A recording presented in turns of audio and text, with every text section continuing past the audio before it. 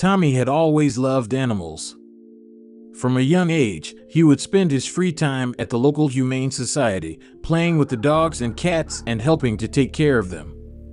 Tommy arrived at the animal shelter just as the sun was setting one evening, his backpack slung over his shoulder. He had been volunteering there for the past few weeks, ever since his mom had suggested it as a way to get some community service hours for school. He loved spending time with the cats and dogs at the shelter. They were all so sweet and affectionate, despite their difficult circumstances. As he walked through the rows of cages, he paused to pet a fluffy gray cat who was lounging lazily. "Hey there, little guy," he said, scratching the cat behind the ears. The cat purred contentedly, stretching out its long body. Tommy moved on to the dog cages, where he was greeted by a chorus of barks and whines. He opened the door to one of the cages, and a scruffy terrier bounded out, wagging its tail frantically. "Hey there, buddy," Tommy said, kneeling down to pet the dog. "You're a good boy, aren't you?" The dog licked his face, and Tommy laughed. He loved the way the dogs and cats at the shelter seemed to know that he was there to help them. As the evening wore on, Tommy worked his way through the shelter, feeding the animals and cleaning their cages. By the time he was finished, it was getting dark outside, and he realized with a start that he was the only one left at the shelter. He shrugged, thinking that it wouldn't be too bad to spend the night there alone. He settled down in a chair in the office, pulling out a book to read. The shelter was in a quiet location, surrounded by dense forest, and Tommy felt a sense of calm as he settled in for the night. But as the night wore on, Tommy began to feel uneasy. He couldn't shake the feeling that he was being watched, and the hairs on the back of his neck stood up. He tried to tell himself that it was just his imagination, but the feeling persisted. The shelter was quiet, too quiet. He couldn't hear any sounds coming from the forest outside, not even the usual rustling of leaves and branches. It was as if the whole world had gone silent. That's when he heard it. A low growl coming from one of the dog cages. Tommy walked over to investigate, but as he got closer, the growling grew louder and more menacing. He hesitated for a moment, then took a deep breath and reached for the latch. As soon as he opened the door, he was hit with a blast of cold air. It was freezing inside the cage, even though it had been warm just moments before. And then he saw it, a pair of glowing red eyes, staring back at him from the darkness. Tommy backed away, but it was too late. The creature lunged at him, its teeth bared and its claws extended. Tommy tried to run, but he tripped and fell, landing hard on the concrete floor. He looked up and saw the creature looming over him, its eyes glowing even brighter now in the darkness.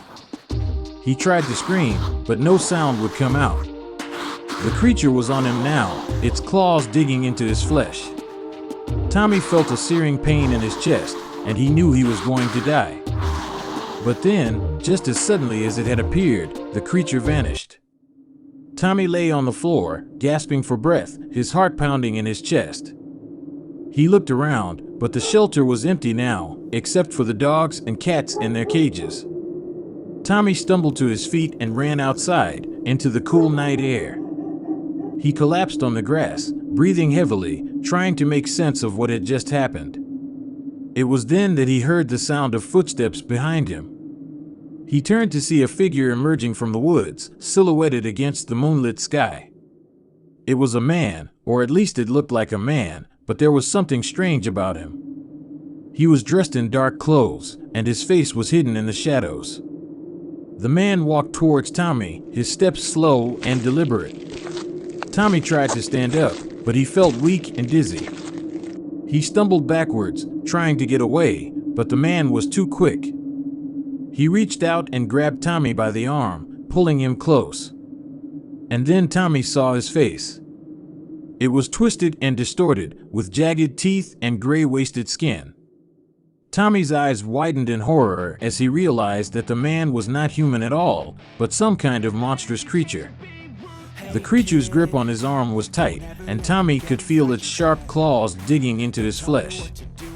He tried to pull away, but the creature's strength was too much for him.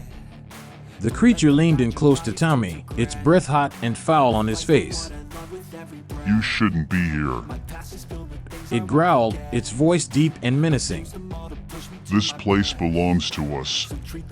Tommy tried to speak, but his throat was dry and his words came out as a hoarse whisper. What are you? He managed to ask. The creature grinned, revealing rows of razor-sharp teeth. We are the guardians of this place. It said. We protect it from those who would harm it. And you, little human, are not welcome here. With that, the creature raised its other hand and slashed Tommy across the chest. Tommy cried out in pain as the claws tore through his flesh, leaving deep, bleeding wounds. The creature laughed, then pushed him to the ground and turned to leave. Tommy lay there, gasping for breath, watching as the creature disappeared into the woods. He knew he had to get help, but his strength was ebbing away, and he felt as if he was going to pass out at any moment. He closed his eyes, willing himself to stay conscious, to keep fighting. And then he heard the sound of barking, coming from the direction of the shelter. He forced himself to his feet and stumbled towards the noise, his vision swimming and his head pounding. When he arrived at the shelter, he saw that the dogs had somehow managed to escape their cages and were now barking furiously at the woods. Tommy stumbled over to them, collapsing to the ground as he reached them. And then he saw it. A flicker of movement, something darting through the trees. It was the creature coming back for him. Tommy knew he had to get out of there, to get to safety before it was too late. He struggled to his feet, using the dogs as support. He stumbled towards the road, the dogs barking and growling at his heels. And then, just as he reached the safety of the road, he saw the creature emerge from the woods, its eyes fixed on him. Tommy didn't stop running until he reached the safety of the town. He collapsed on the doorstep of the local police station, his wounds bleeding and his body battered. When the police arrived, they found him barely conscious, muttering about monsters and creatures in the woods. They didn't believe him, of course. They thought he was delirious or high on drugs. But Tommy knew the truth. He had seen the monsters that lurked in the woods, and he knew that they were still out there, waiting for their next victim. You're wounded, then it's your chance to be ruthless.